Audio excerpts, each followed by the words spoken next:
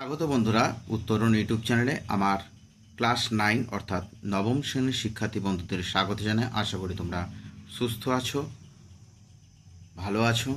গ্রীষ্মের এই দবদাহে একটু কষ্ট হচ্ছে তোমাদের জানি, সেই সঙ্গে সামনে কিন্তু তোমাদের আবার সেকেন্ড সাবমেটিভ যে পরীক্ষা, দ্বিতীয় পর্যায়ক্রমে যে মূল্যায়ন পরীক্ষা, তার জন্য প্রস্তুতি নিতে হবে। তাই অন্যান্য দিনের ন্যায় আজও আমি উপস্থিত হয়েছি। তোমরা দেখতেই পাচ্ছ রায়মার্টিন প্রশ্ন বিচিত্রা 2026 আমরা বাংলা সেটগুলির যে উত্তর সমাধান করছি, আজও তাই করব। আজকে আমরা দেখতেই পাচ্ছ পেজ নাম্বার হচ্ছে 30, বাংলা দ্বিতীয় পর্যায়ক্রমিক মূল্যায়নের 7 নম্বর সেটটি আমরা করব। কান্দি রাজ হাই স্কুল এইচএস। প্রথম প্রশ্ন, 1 নম্বর প্রশ্ন, সঠিক উত্তরটি নির্বাচন করো। আমি বাইরে দাঁড়াইয়া আছি এ কথা বলেছেন কে? রুক্মিণী কুমার রায়, অপশন ক, রাধারানী থেকে নেওয়া হয়েছে। 1-2, তিনি আমেরিকায় আমার বিশেষ উপকারী বন্ধু ছিলেন, চিঠি থেকে নেওয়া হয়েছে এটি। বন্ধুটিকে মিসেস বুল। উর্দু সাহিত্যের মূল সুর কোন ভাষার সঙ্গে বাঁধা? ফার্সির সঙ্গে, অপশন খ। 1-4, আকাশে 7টি তারা কবিতাটি কোন কাব্যগ্রন্থের অন্তর্গত? অপশন গ, রূপসী বাংলা। 1-5, কে এইখানে ঘর বেঁধেছে? কে এইখানে ঘর বেঁধেছে কিভাবে?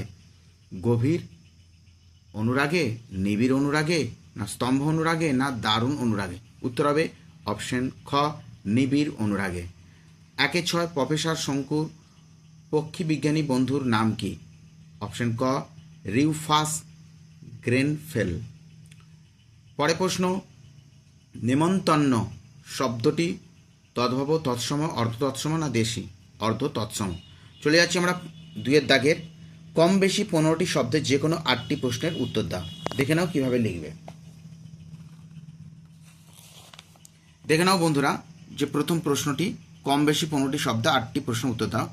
2-এর 1 দাগের প্রশ্ন, আবহমান কবিতায় কবি উঠোনের লাউ মাচাটির পাশে দাঁড়াতে বলেছেন। প্রশ্নটি কি বলেছিল দেখে নাও। আবহমান কবিতায় কবি কোথায় গিয়ে দাঁড়াতে বলেছেন? তার উত্তরটি লিখবে উঠোনের লাউ মাচাটির পাশে দাঁড়াতে বলেছেন। 2-এর 2 দাগের প্রশ্ন, কামরাঙা লাল মেঘকে কবি কিসের সঙ্গে তুলনা করেছেন? প্রত্যেকেই জানো, এটা পড়েছ। কামরাঙা লাল মেঘকে কবি মৃত মনিয়া পাখির সঙ্গে তুলনা করেছেন। উত্তরগুলো তোমরা স্ক্রিনশট হিসেবে রেখে দাও বা খাতায় লিখে নিতে পারো। দ্বিতীয় পর্যায়ক্রমিক মূল্যায়নে 2026 সেকেন্ড সাবমেটিভ পরীক্ষা আসার সম্ভাবনা প্রবল। 7টি সেটের উত্তরই কিন্তু করে দেওয়া হচ্ছে আজকে। পূর্বের সেটগুলো উত্তর দেখে নেবে তোমরা। চলে যাচ্ছি আমরা পরের প্রশ্ন, 2-এর 3 থেকে। তাহার নামও নোটে লেখা আছে। কার নাম নোটে লেখা ছিল? রাধারানী থেকে, প্রত্যেকেই জানে সেটা। নোটে যেটা কার নাম লেখা ছিল? নোটে রাধারানী আর রুক্মিণী কুমার রায়ের নাম লেখা ছিল। চলে যাচ্ছি আমরা 2-এর 4 দাগের প্রশ্ন। ভিভিআই, প্রশ্নটি খুবই গুরুত্বপূর্ণ বন্ধুরা। 2-এর 4 দাগে, হিন্দি সাহিত্যের বঙ্কিমচন্দ্র কাকে বলা হয়? ভিভিআই। প্রশ্নটা কি লিখবে? 2-এর 4 দাগে, প্রেমচন্দ্রকে হিন্দি সাহিত্যের বঙ্কিমচন্দ্র বলা হয়। তাহলে কাকে? প্রেমচন্দ্রকে। চলে যাচ্ছি পরের প্রশ্ন, 2-এর 5 দাগের প্রশ্ন, স্বামী বিবেকানন্দ কাকে কত তারিখে চিঠি লিখেছিলেন? ভিভিআই। কি লিখবে? উত্তরটি এভাবে লিখবে। 2-এর 5 দাগের কি লিখবে? স্বামী বিবেকানন্দ মিস নবলকে 29শে জুলাই, সালটাও মনে রাখবে 1897 সাল। তাহলে 29শে জুলাই তারিখে মিস নবলকে চিঠি লিখেছিলেন স্বামীজি। ঠিক আছে, এটা মনে রাখবে। চলে যাচ্ছি আমরা পরের প্রশ্ন, 2-এর 6 দাগের প্রশ্ন কি বলছে? প্রশ্নগুলো তোমরা স্ক্রিনশট হিসেবে রেখে দিতে পারো। প্রফেসর শঙ্কুর পোষা বিড়ালটির নাম কি? প্রত্যেকেই জানো, নিউটন। দেখতে পাচ্ছ উত্তর, প্রফেসর শঙ্কুর পোষা বিড়ালটির নাম কি? নিউটন। চলে যাচ্ছি পরের প্রশ্ন, ভিভিআই ব্যাকরণ থেকে একটি প্রশ্ন দেওয়া হয়েছে। 2-এর 7, তৎসম শব্দ কাকে বলে? দেখো, তৎ মানে হচ্ছে সংস্কৃত, সম মানে হচ্ছে কি সমান, অর্থাৎ সংস্কৃতের সমান। তাহলে কিভাবে উত্তরটি লিখবে? বাংলা ভাষা যেসব শব্দ সংস্কৃত ভাষা থেকে হুবহু অবিকৃতভাবে প্রবেশ করেছে তাদের তৎসম শব্দ বলে, যেমন হচ্ছে বিদ্যালয়, শিক্ষক, শিক্ষা ইত্যাদি। চলে যাচ্ছি পরের প্রশ্ন, 2-এর 8 দাগের প্রশ্ন। দেখে নাও কি বলছে। দাম শব্দটি কোন বিদেশি শব্দের অন্তর্গত? এটি গ্রিক, মনে রাখবে, গ্রিক। দাম শব্দটি গ্রিক শব্দের অন্তর্গত। তারপরে দেখো 2-এর 9 দাগের প্রত্যয় নির্ণয় করো। কৌন্তেয় আর একটা হচ্ছে করণীয়। কিভাবে লিখবে? ভিভিআই খুবই প্রশ্নটি গুরুত্বপূর্ণ। কৌন্তেয় কুন্তিযুক্ত এয়, আর করণীয় হচ্ছে ক্রিযুক্ত অনিয়। চলে যাব এবার আমরা বন্ধুরা অন্যান্য যে সেটা করে দিচ্ছি আজকে সেটাও করে দেবো আমরা। 7 দাগের দেখো, যে কোনো একটি প্রশ্নের উত্তর দাও। উপযুক্ত শিরোনাম সহ প্রদত্ত অনুচ্ছেদের 1/3 শব্দের মধ্যে সারাংশ লেখো। দেখতেই পাচ্ছ সারাংশটা। সংসারে যারা শুধু দিলে পেলে না কিছুই, যারা বঞ্চিত, যারা দুর্বল উৎপীড়িত মানুষ হয়েও মানুষ যাদের চোখের জলের কখনো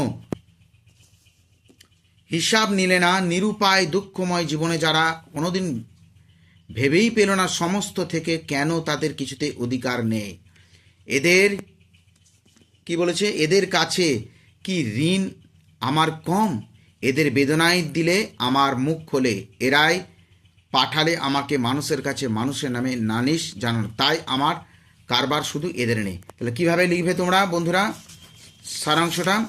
একটা টাইটেল দিতে বলছে, অর্থাৎ শিরোনামও দিতে হবে। দেখে নাও উত্তরটি বন্ধুরা। সারাংশ শিরোনামটা এইভাবে দেবে। কিভাবে দেবে? অবহেলিত মানুষের প্রতি দায়বদ্ধতা।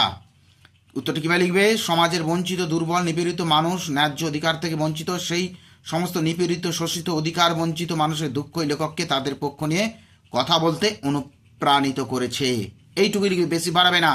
চলে যাচ্ছি এবার আমরা ভাবার্থ। দেখে নাও বইয়ের দাগে কত আছে? 7-2 দাগ। দেশের মঙ্গল, দেশের মঙ্গল, দেশের মঙ্গল কাহার মঙ্গল?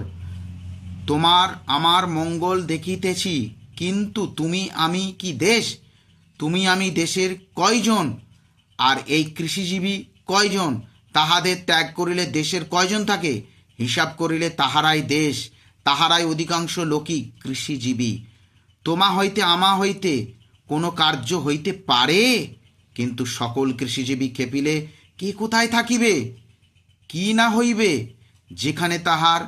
যেখানে তাহাদের মঙ্গল নাই, সেখানে দেশের কোনো মঙ্গল নাই।